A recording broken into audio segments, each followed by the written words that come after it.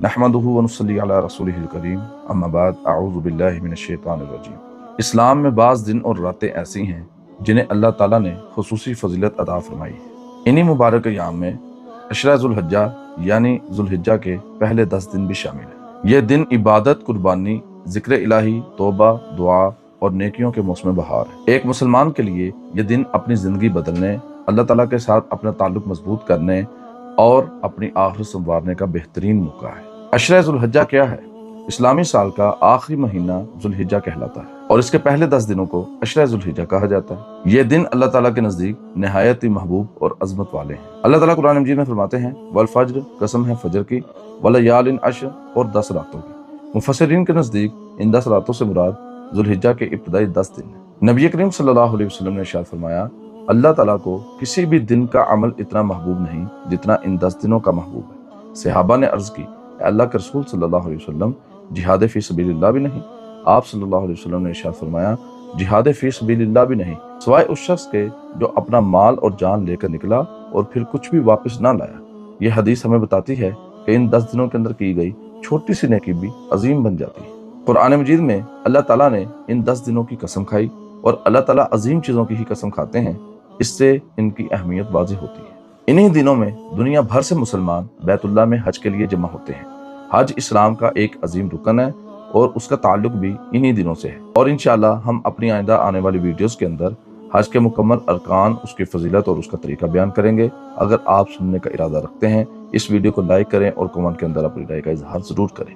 इन्हीं 10 दिनों के अंदर ज़ुल्हिज्जा की 9 तारीख आती है, जिसे उर्फ़ आम में यौम अरफा कहा जाता है। ये दिन खास तौर पर साल के सबसे अफजल दिनों में से है और इस दिन की खास फजीलत का अंदाजा आप इस बात से लगा सकते हैं कि नबी करीम सल्लल्लाहु अलैहि वसल्लम ने इरशाद फरमाया, यौम अरफा यानी 9 ज़िल्हिज्जा का रोज़ा, एक साल जो गुजर चुका है और एक साल जो आने वाला है उसके गुनाह का कुफ़ारा है। अशरा ज़ुल्हिज्जा में करने वाले सबसे अहम आमाल में सबसे पहले नमाजों की हिफाजत जरूरी है। 5 वक्त नमाज बाजमात अदा करना अल्लाह के कुर्ब का सबसे बड़ा जरिया है। इन दिनों में तहज्जुद का एहतमाम करें, इशराक और चाश्त पढ़ें और नवाफिल का एहतमाम ज्यादा करें। यह दिन कुरान से ताल्लुक मजबूत करने के लिए बेहतरीन है।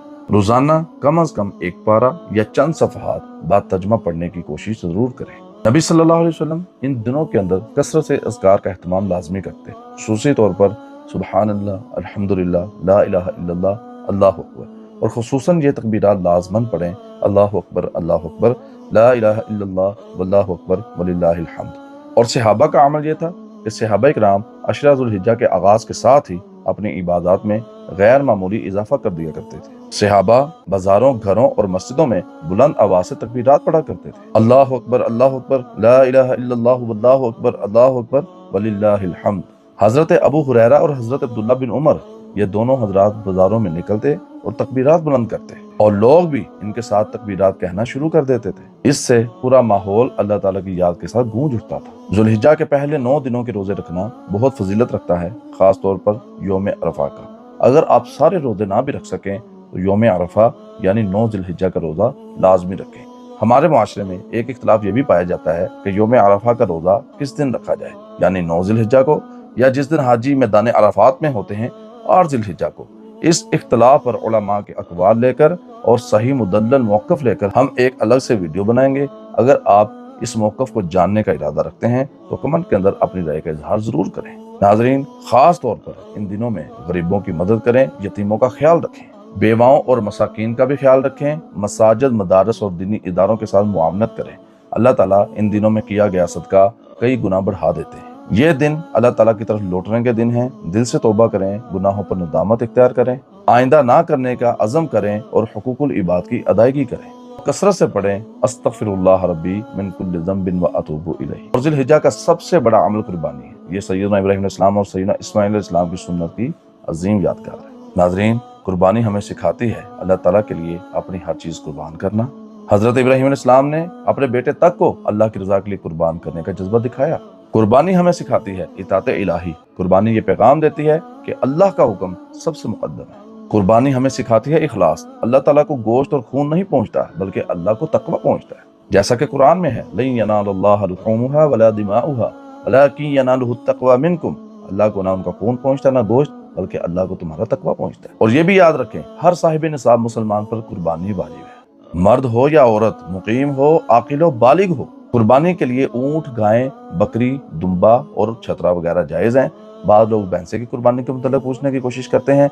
इस पर हम अलग से एक वीडियो बनाएंगे इंशाल्लाह। उम्मीद है कि आपको उसका इंतजार रहेगा। कुर्बानी का जानवर सेहतमंद हो, ऐबों से पाक हो और मुनासिब उम्र यानी 2 दांता जानवर हो। 2 से ज्यादा दांत चल जाते हैं, 2 से कम हो तो वो जायज नहीं। हाँ, अलबत्ता अगर आपको मार्केट से मिल नहीं रहा या फिर आपके लिए खरीदना उसका मुश्किल हो गया है तो फिर 1 साल का भेड़ का बच्चा जो खीरा होता है उसको कुर्बान करना जायज है। 6 माह का भेड़ का बच्चा जायज नहीं। नाजरीन, अशरा ज़ुल्हिज्जा ये कोई आम दिन नहीं। इन दिनों में मुआशरती फ़वाइद होते हैं। इन दिनों के अंदर उम्मत में इत्तेहाद पैदा होता है, गरीबों को खुशी मिलती है। कुर्बानी के गोश्त से मोहताज फायदा उठाते हैं, अखुवत और मोहब्बत बढ़ती है। आज के नौजवान फितरों में गिरे हुए हैं। मोबाइल, बेहयाई, सोशल मीडिया और दीन से दूरी।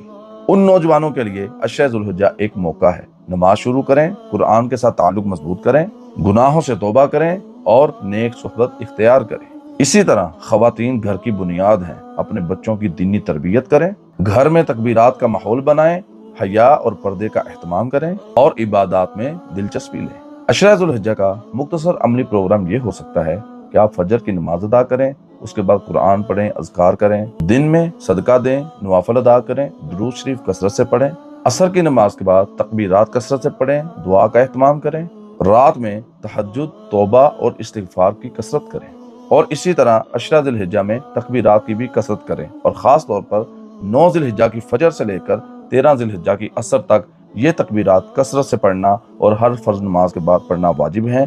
अल्लाहु अकबर, अल्लाहु अकबर, ला इलाहा इल्लल्लाह, वल्लाहु अकबर, अल्लाहु अकबर, वलिल्लाहिल हम्द।